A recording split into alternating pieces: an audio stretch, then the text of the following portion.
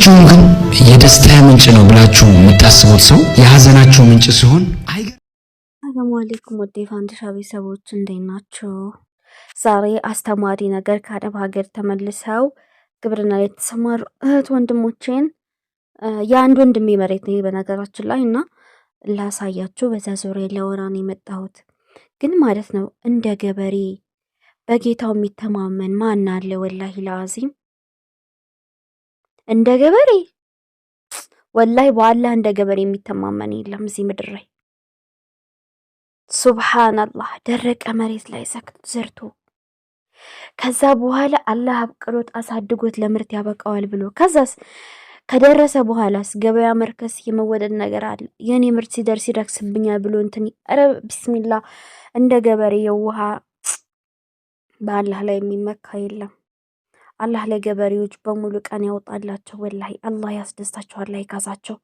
ወደ ገደለው ስገባ ውዶችዬ ትላንትና ፖስትላችኋለሁ አረብ ሀገር ላይ የቆዩ እህቶችና ዛሬ በዛ ዙሪያ ላወራና ላሳያችሁ የመጣሁት ትላንትና የቀረውን እና ውዶቼ ምን ትላላችሁ? እስኪ አሁን እስኪ ኮመንት ላይ ጻፉልኝ።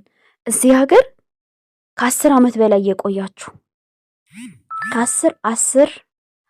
ከ11 እንደዛ ማለት ነው። ከ10 ጀምሮ ወደ ላይ የ9876 ሳይሆን ከዛ በላይ ጻፉልኝ። እናንተም 9678ም ቁጥሯን ቁጭ አድርጉልኝ። ገባችሁ? እና ዛሬ የምናወራው ነገር አለ። ኮመንታችሁን እፈልጋለሁ።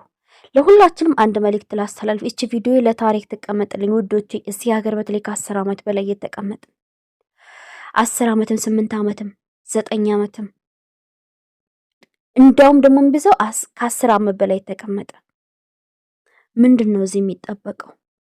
አረብ ሀገር ስንመጣ ወይ ቤት ልንሰራ ነው ወይ ብር መስሪያ ልንይዝ ነው።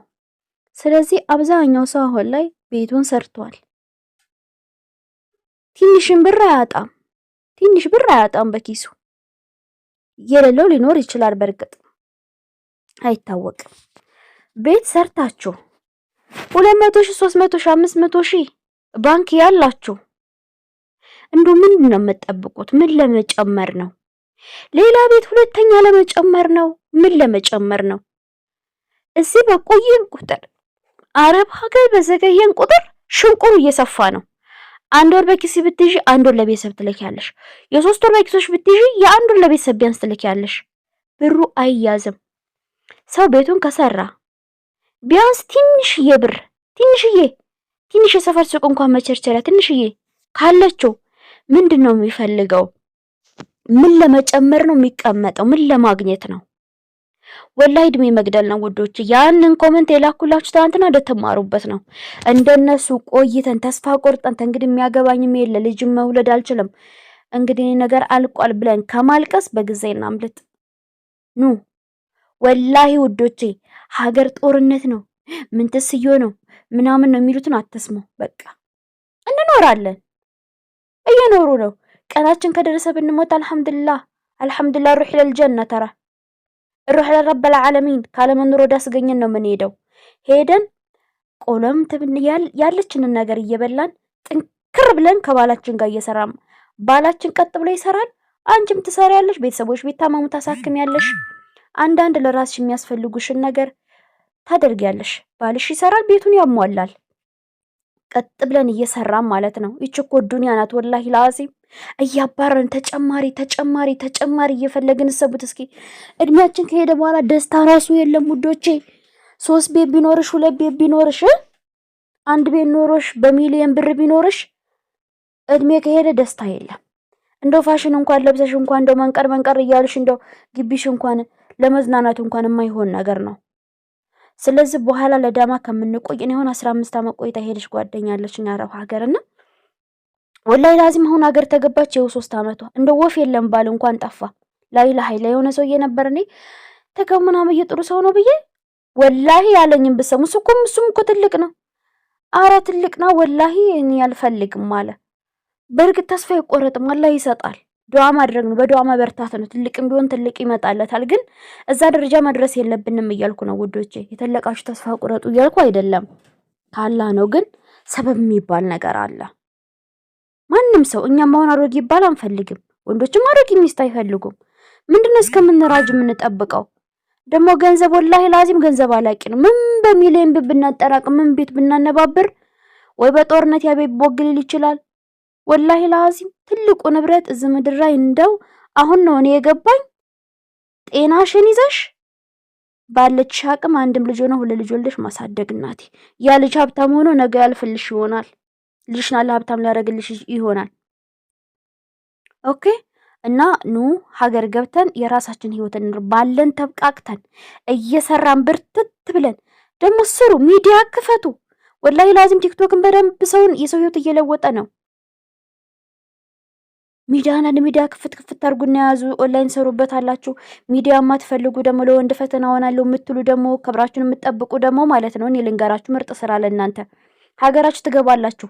ወላሂ ላዚም እቤትሽ ግቢሽ መንገድ ዳር የሆነች የምትመች ከሆነ ለሰፈር የሰፈር ሱቅ ብትከፍቺ ለጉርሻሽ አታጭም።